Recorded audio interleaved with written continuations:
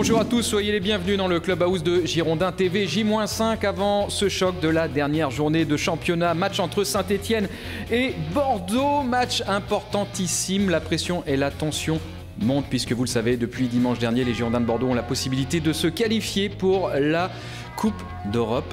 Je vous propose de regarder tout de suite le sommaire de cette émission. Dans quelques instants, justement, nous allons revenir en compagnie de Marius Trésor sur la victoire des Girondins de Bordeaux face à Lorient dimanche. Ce fut compliqué, mais la victoire est là. Les conférences de presse d'après-match avec Francis Gillot, avec Christian Gourcuff, avec l'ensemble des acteurs qui ont animé justement cette rencontre entre Bordelais et Lorientais. À la fin de cette émission, nous recevrons Monsieur Olivier Faure pour, avec lui, faire le tour des news concernant les Marinés Blancs.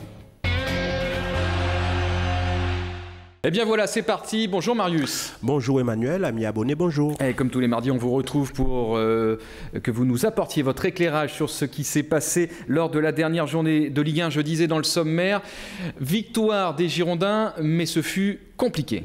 Très compliqué. Je pensais que l'équipe qui restait sur une bonne dynamique avec 4 victoires consécutives allait aborder ce match l'esprit tranquille, décontracté, mais je pense que ça n'a pas été le cas.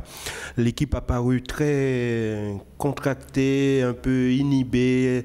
Elle a eu du mal à retrouver son football et je dirais qu'il a fallu une grande part de chance et aussi beaucoup de maladresse de l'attaque lorientaise pour permettre à Bordeaux d'être en course encore pour l'Europe. Alors, combien de victoires de rang pour les Girondins de Bordeaux, Marius? C'était la 5e. C'est quand même une belle série. C'est une très belle série et comme il ne reste plus qu'un match, j'espère qu'on ira à 6. Allez, une fois qu'on aura décrypté ensemble les actions que nous avons sélectionnées, on jettera évidemment un coup d'œil sur le classement et puis on vous expliquera, mais peut-être que vous le savez déjà, quels sont les scénarios envisageables, le meilleur et le pire, entre guillemets, puisque le pire, ça sera, on le verra certainement, une 8e place, si d'aventure rien ne se fait dans un sens favorable pour les Girondins. Oui, parce que là, je dirais, c'est un duel presque à 4, hein, parce qu'il y a Toulouse encore. Si Toulouse bat Ajaccio et que Bordeaux ne gagne pas, perd à Saint-Etienne, oui, automatiquement Toulouse peut encore nous passer devant. Et il y a Rennes qui reçoit Dijon, donc c'est très intéressant d'avoir une fin de championnat comme ça. Passionnante. Ah oui, elle est très passionnante parce que d'habitude, ce fut un temps où au bout de 10 journées de la fin, lors de la belle série lyonnaise, on connaissait déjà le champion, tandis que là, il y a du suspense. Tout reste à faire, et notamment pour les Girondins de Bordeaux, c'est vraiment une très très belle semaine ici sur la plaine des sports du Haillan. Du coup, Francis Gillot aussi un petit peu modifié, vous l'entendrez avec Olivier Faure à la fin de cette émission, c'est pas ses méthodes d'entraînement, mais son lieu d'entraînement. Allez, on part tout de suite sur Chabandelmas, sur le terrain de Chabandelmas. C'est la 11e minute de cette confrontation entre Bordelais et Lorientais.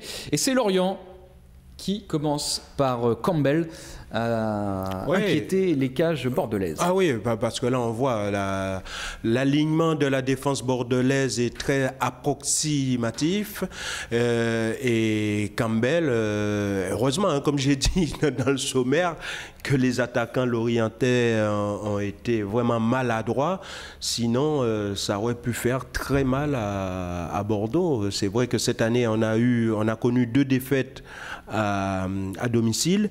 Nous ne sommes pas passés nous sommes passés tout juste à côté de la 3e. Allez, 22e minute, ce sont les Girondins de Bordeaux qui se montrent menaçants par l'intermédiaire de Nicolas Maurice Bellet avec un joli jeu en triangle à 3 et Jeannot.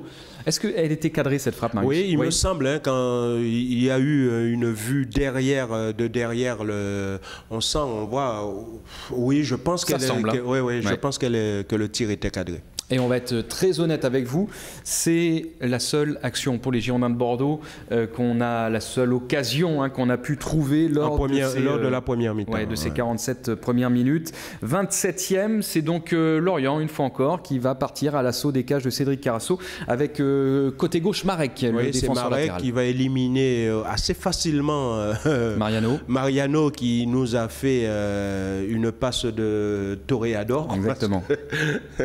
Il a eu eu peur du pénalty, on a l'impression. Oui, il le laisse passer pour ne pas le toucher. Et là encore, c'est encore Campbell qui loupe complètement sa reprise. Et je dirais heureusement parce que on a été très fébrile, je ne dirais pas défensivement, on a été très fébrile tout court, c'est-à-dire toute l'équipe.